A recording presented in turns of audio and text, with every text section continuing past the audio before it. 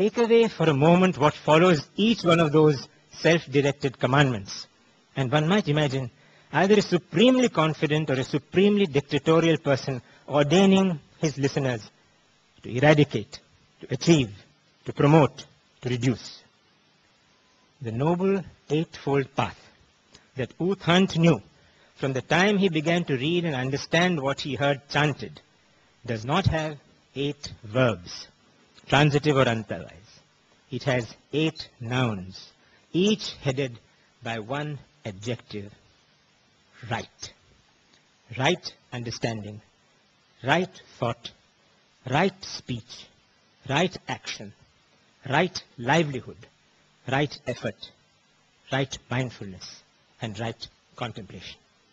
This noble eightfold path applies to me and to you, to the teacher, to the taught, and to the Sangha, which is the collectivity of the teaching, the teachers, and the taught.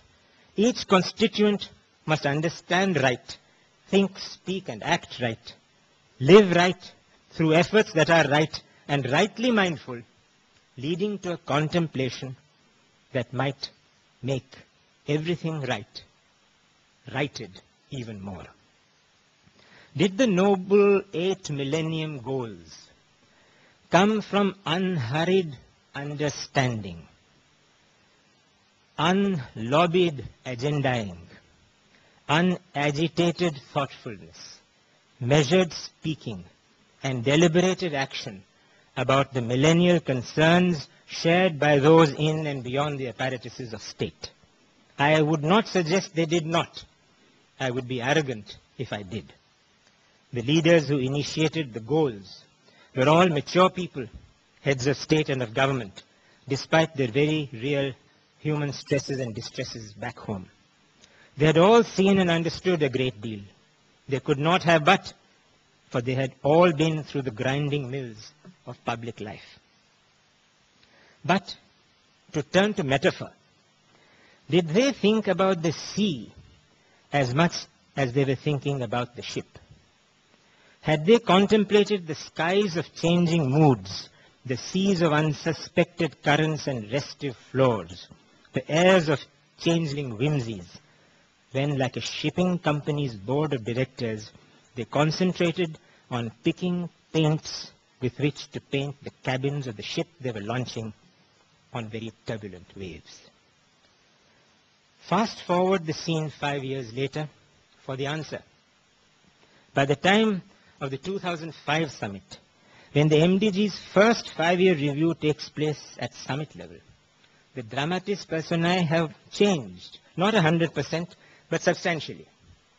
Governments have changed in several countries, not necessarily by coups, but through tenurial demissions, elections. Presidents and prime ministers have changed, including the USA's, the UK's, and India's. Secretary General Kofi Annan represents a constant factor, a continuity, but he is in the twilight of office himself.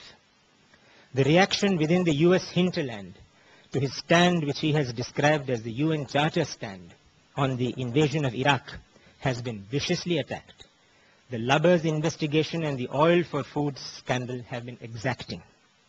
And so at the second millennial summit, Secretary General Kofi Annan naturally reflects anxiety more than confidence when he says at the beginning of the proceedings that this second millennium generation gathering represents the best and perhaps the only chance for a just world.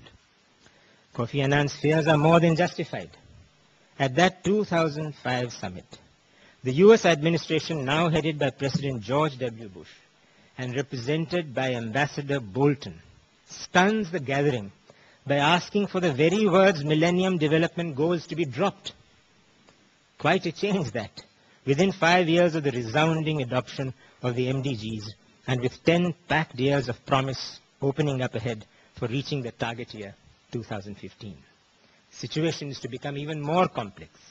7 years after the first summit, and 2 years after the second summit, the then Prime Minister Gordon Brown, battling dissension within his ranks, recension in the economy, and progression in Tory prospects, says with terminal honesty about the MDGs, we are not on track. We have just 7 years to go. We need urgent action. We now need an international effort that harnesses the power of everyone, the private sector, individuals, consumer groups, civil society, faith groups, as well as governments to work together. We need urgent action. We now need an international effort, says Prime Minister Gordon Brown. Was the Millennium Declaration not about international effort? Was not the 8th goal about precisely that? We need urgent action that harnesses the power of everyone. Were not the first summit and the second summit doing that? Obviously not, or obviously not well enough.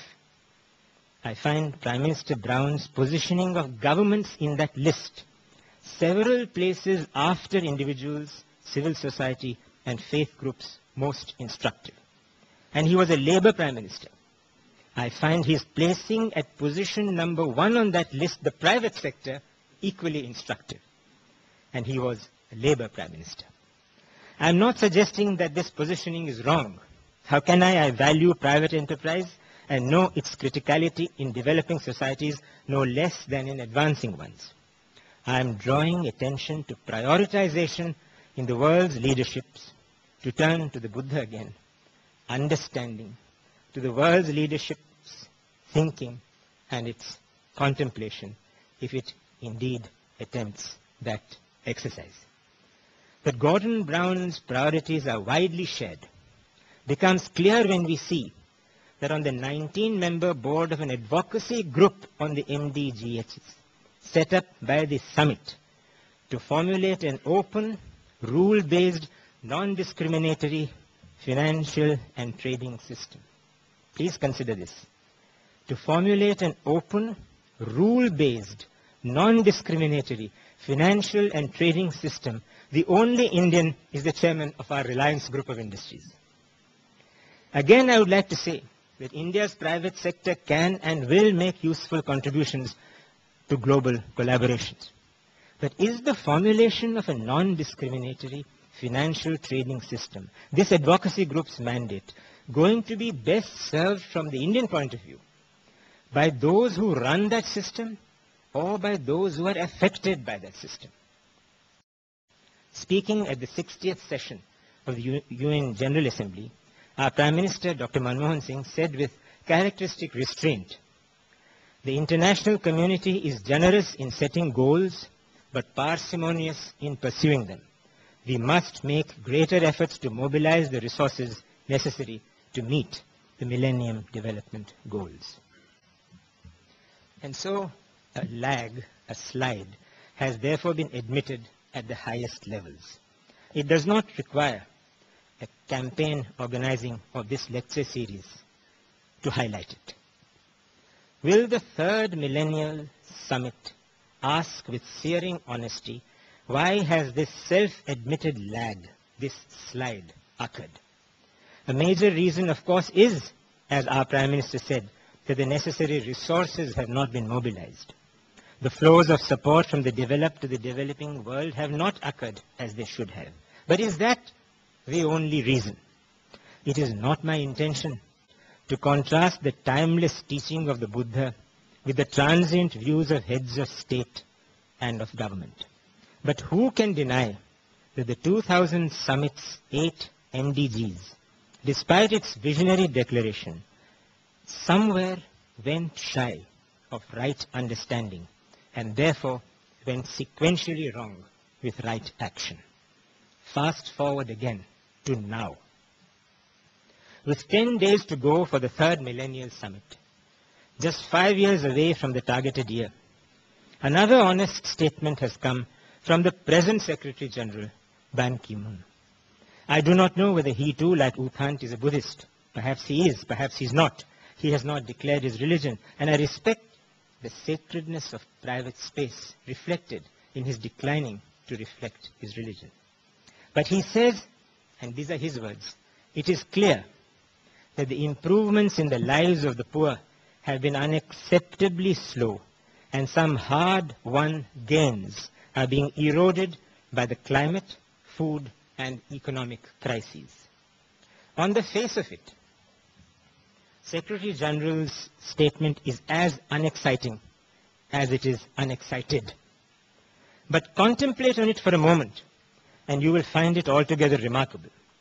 It is remarkable for its simple honesty, its frank admission of a foundational failure. A failure of Summit 1, a failure of Summit 2, to anticipate, to face, and to reverse what was anticipable, what needed facing, and what could be, through mitigative and adaptive methodologies, arrested, if not reversed. And all three, climate, food, and the global economy, are inextricably intertwined. Please permit me a brief rewind to MDG Summit number 1 and MDG Summit number 2. When the world's leaders first met in 2000 to discuss the world's millennial crises and the overarching one of extreme poverty, global warming and climate change were already known and had been flagged by the world's environmentalists as critical dangers. El Niño was not just known to governments, but to vast swathes of rain-awaiting humanity. The famines in Sudan, Ethiopia, Somalia, Eritrea had reenacted with greater ferocity the great famines in those regions of the 19th century,